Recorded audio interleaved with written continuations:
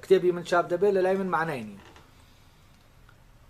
یعنی کتێبی من چاپ دەبێ من ئەو کاتە وا سێری کتێب بکەم کە بیکەمە وەسیلەیەک بۆ شتە مادیەکانی ژیان و ئەوانە. بەس من بەڕاستی ئەمە لە مەبدەمان نەبووەوە، پێشتریشە لە مەبدەمان نەبوو. هەمیشە وتومە ئەوەی ڕەبتی بە ژیانەوە هەیە، من بۆ ئەوەی بژیم پێم باشترە بچم کرێکاری بکەم تاوەکو کاسپی بەسەر فکر و ئەوانەوە بکەم.